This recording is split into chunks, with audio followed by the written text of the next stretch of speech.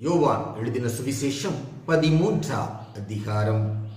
பஸ்கா பண்டிகைக்கு முன்னே இயேசு இவ்வுலகத்தை விட்டு பிதாவினிடத்திற்கு போகும்படியான தம்முடைய வேளை வந்ததென்று அறிந்து தாம் இவ்வுலகத்தில் இருக்கிற தம்முடையவர்களிடத்தில் அன்பு வைத்தபடியே முடிவு பரியந்தமும் அவர்களிடத்தில் அன்பு வைத்தார். சீமோனின் குமாரனாகிய யூதாஸ் காரியோத்து அவரை காட்டிக் கொடுக்கும்படி பிசாசானவன் அவன் இருதயத்தை தூண்டின பின்பு அவர்கள் போஜனம் பண்ணி கொண்டிருக்கையில் தம்முடைய கையில் பிதா எல்லாவற்றையும் ஒப்பு கொடுத்தார் என்பதையும் தாம் தேவனிடத்திலிருந்து வந்ததையும் தேவனிடத்திற்கு போகிறதையும் இயேசு அறிந்து போஜனத்தை விட்டெழுந்து வஸ்திரங்களை கழற்றி வைத்து ஒரு சீலையை எடுத்து அறையிலே கட்டிக்கொண்டு பின்பு பாத்திரத்தில் தண்ணீர் வார்த்து சீஷருடைய கால்களை கழுவவும் தாம் கட்டி கொண்டிருந்த சீலையினால் துடைக்கவும் தொடங்கினார். அவர் சீமோன் பேதுருவினிடத்தில் வந்தபோது அவன் அவரை நோக்கி, ஆண்டவரே, நீர் என் கால்களை கழுவலாமா என்றான்.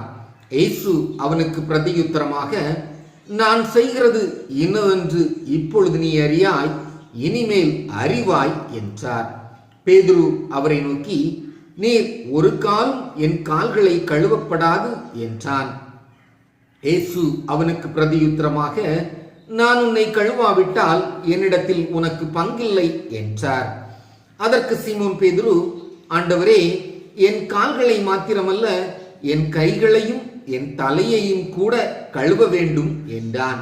இயேசு அவனை நோக்கி, முழுகினவன் தன் கால்களை மாத்திரம் கழுவ வேண்டியதாயிருக்கும், மற்றபடி அவன் முழுவதும் சுத்தமாயிருக்கிறான்.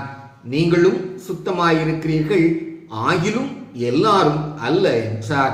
தம்மை காட்டிக் கொடுக்கிறவனை அவர் அறிந்திருந்தபடியினால் நீங்கள் எல்லாரும் சுத்தமுள்ளவர்கள் அல்ல என்றார். அவர்களுடைய கால்களை அவர் கழுவின பின்பு தம்முடைய வஸ்திரங்களை தரித்து கொண்டு திரும்ப உட்கார்ந்து அவர்களை நோக்கி, நான் உங்களுக்கு செய்ததை அறிந்திருக்கிறீர்களா? நீங்கள் என்னை போதகர் என்றும் ஆண்டவர் என்றும் சொல்லுகிறீர்கள். நீங்கள் சொல்லுகிறது சரியே, நான் அவர்தான். ஆண்டவரும் போதகருமாகிய நானே உங்கள் கால்களை கழுவினதுண்டானால் நீங்களும் ஒருவருடைய கால்களை ஒருவர் கழுவ கடவீர்கள். நான் உங்களுக்கு செய்தது போல நீங்களும் செய்யும்படி உங்களுக்கு மாதிரியை காண்பித்தேன். மெய்யாகவே மெய்யாகவே நான் உங்களுக்கு சொல்லுகிறேன், ஊழியக்காரன் தன் எஜமானிலும் பெரியவனல்ல, அனுப்பப்பட்டவன் தன்னை அனுப்பினவரிலும் பெரியவன் அல்ல. நீங்கள் இவைகளை அறிந்திருக்கிறபடியினால் இவைகளை செய்வீர்களானால் பாக்கியவான்களாயிருப்பீர்கள். உங்கள் எல்லாரையும் குறித்து நான் பேசவில்லை, நான் தெரிந்து கொண்டவர்களை அறிவேன். ஆகிலும் வேத வாக்கியம் நிறைவேறத்தக்கதாக என்னுடனே அப்பம் புசிக்கிறவன் என்மேல் தன் குதிகாலை தூக்கினான். அது நடக்கும்போது நானே அவர் என்று நீங்கள் விசுவாசிக்கும் பொருட்டு இப்பொழுது அது நடப்பதற்கு முன்னமே அதை உங்களுக்கு சொல்லுகிறேன். நான் அனுப்புகிறவனை ஏற்றுக்கொள்கிறவன் என்னை ஏற்றுக்கொள்கிறான், என்னை ஏற்றுக்கொள்கிறவன் என்னை அனுப்பினவரை ஏற்றுக்கொள்கிறான் என்று மெய்யாகவே மெய்யாகவே உங்களுக்கு சொல்லுகிறேன் என்றார்.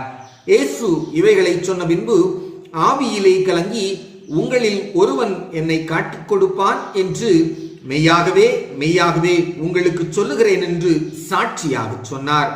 அப்பொழுது யாரை குறித்து பேசுகிறாரோ என்று சீஷர்கள் ஐயப்பட்டு ஒருவரையொருவர் நோக்கி பார்த்தார்கள். அந்த சமயத்தில் அவருடைய சீஷரில் இயேசுவுக்கு அன்பானவனாயிருந்த ஒருவன் இயேசுவின் மார்பிலை சாய்ந்து கொண்டிருந்தான். யாரை குறித்து சொல்லுகிறார் என்று விசாரிக்கும்படி சீமோன் பேதுரு அவனுக்கு சைகை காட்டினான். அப்பொழுது அவன் இயேசுவின் மார்பிலே சாய்ந்து கொண்டு, ஆண்டவரே, அவன் யார் என்றான். இயேசு பிரதியுத்தரமாக, நான் இந்த துணிக்கையை தோய்த்து எவனுக்கு கொடுப்பேனோ அவன்தான் என்று சொல்லி துணிக்கையை தோய்த்து சீமோன் குமாரனாகிய யூதாஸ் காரியோத்துக்கு கொடுத்தார். அந்த துணிக்கையை அவன் வாங்கின பின்பு சாத்தான் அவனுக்குள் புகுந்தான்.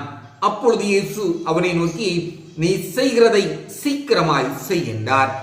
அவர் இப்படி அவனுடனே சொன்னதின் கருத்தை பந்தி இருந்தவர்களில் ஒருவனும் அறியவில்லை.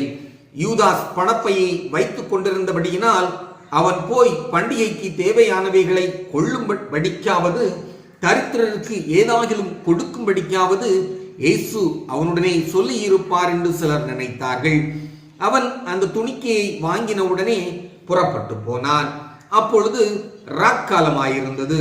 அவன் புறப்பட்டு போன பின்பு இயேசு, இப்பொழுது மனுஷகுமாரன் மகிமைப்படுகிறார், தேவனும் அவரில் மகிமைப்படுகிறார். தேவன் அவரில் மகிமைப்பட்டிருந்ததால் தேவன் அவரை தம்மில் மகிமைப்படுத்துவார். சீக்கிரமாய் அவரை மகிமைப்படுத்துவார்.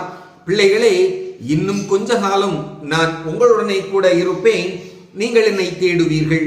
ஆனாலும் நான் போகிற இடத்துக்கு நீங்கள் வரக்கூடாதென்று நான் யூதரோடே சொன்னது போல இப்பொழுது உங்களோடும் சொல்லுகிறேன். நீங்கள் ஒருவரில் ஒருவர் அன்பாயிருங்கள். நான் உங்களில் அன்பாயிருந்தது போல நீங்களும் ஒருவரில் ஒருவர் அன்பாயிருங்கள் என்கிற புதிதான கட்டளையை உங்களுக்கு கொடுக்கிறேன். நீங்கள் ஒருவரில் ஒருவர் அன்புள்ளவர்களாயிருந்தால் அதனால் நீங்கள் என்னுடைய சீஷர்கள் என்று எல்லாரும் அறிந்து கொள்வார்கள் என்றார். சீமோன் பேதுரு அவரை நோக்கி, ஆண்டவரே, நீர் எங்கே போகிறீர் என்றான். இயேசு அவனுக்கு பிரதியுத்தரமாக, நான் போகிற இடத்துக்கு இப்பொழுது நீ என் பின்னே வரக்கூடாது, பிற்பாடு என் பின்னே வருவாய் என்றார். பேதுரு அவரை நோக்கி, ஆண்டவரே, நான் இப்பொழுது உமக்கு பின்னே ஏன் வரக்கூடாது? உமக்காக என் ஜீவனையும் கொடுப்பேன் என்றான். இயேசு அவனுக்கு பிரதியுத்தரமாக, எனக்காக உன் ஜீவனை கொடுப்பாயோ? சேவல் கூவுகிறதற்கு முன்னே நீ என்னை 3 தரம் மறுதலிப்பாய் என்று மெய்யாகவே மெய்யாகவே உனக்கு சொல்லுகிறேன் என்றார்.